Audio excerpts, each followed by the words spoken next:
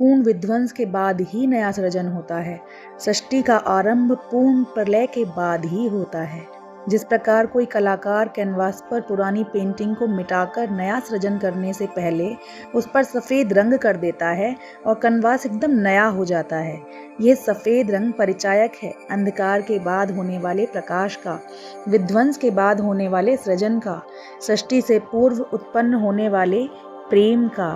वो प्रेम जो हमें एकाकार करता है परमात्मा से। जैसे एक द्वार पर खड़ा हुआ एक प्रेमी द्वार खटखटाता है तो भीतर से प्रेमिका पूछती है, कौन है? क्या उत्तर देगा? क्या उत्तर देना चाहिए प्रेमी को? इस अवस्था में पहुंचकर उत्तर होना चाहिए, आप। यहाँ आप हैं। आप और मुझ जैसा तो कुछ शेष है ही नहीं। यहाँ मैं और तुम तो कुछ है ही नहीं। आप ही आप हैं। मैं तो हूँ ही नहीं। मैं की उपस्थिति का अंत हो जाता है यहाँ। और आत्मा एकाकार होती है परमात्मा से। तब परमात्मा रूपी प्रेमी द्वार खोलता है और ऐसे गले लगाता है जीव को जैसे कोई अंतर ही नहीं। उस पल, उस अवस्था में आप एक हो जाते हैं। आप में और परमात्मा में कोई अंतर नहीं रहता उस पल। अश्रुपूरित नेत्र, भीगा हुआ शरीर, यही पराकाष्ठा है ध्यान की, जहाँ आपको अपनी ही अनुभूति नहीं होती, जहाँ आप शरीर से परे हो जाते हैं।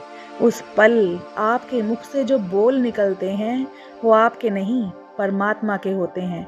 उस पल प्रकृति जागृत होती है, क्योंकि यह प्रेम सृष्टि से पूर्व उत्पन्न होता है और सृष्टि प्रकृति है। ठीक उसी प्रकार जैसे माता पिता के मिलन से संतान की उत्पत्ति होती है। उस पल सृष्टि आपके चारों ओर एक ऐसा घेरा, एक ऐसा कवच, सुरक्षा कवच निर्माण करती है जिससे कोई अनचाही शक्ति, कैसी भी नकारात्मकता उस कवच को भेद नहीं सकती, आप पर हावी नहीं हो सकती। उस पल आप में और परमात्मा में कोई अंतर नहीं रहता। तब परमात्मा रहता है और प्रेम रहता है।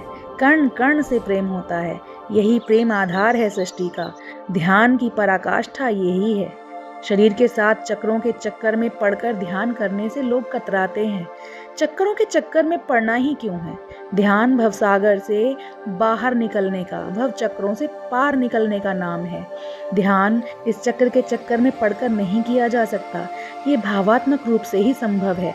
भावात्मक क्रियाएं करना बहुत सरल नहीं होता। बहुत समय लगता है मन को एकाग्र करने में।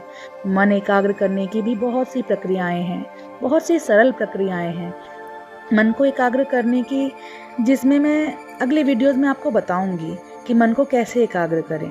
अगर आप जानना चाहते हैं तो आने वाले वीडियोस को ज़रूर देखें।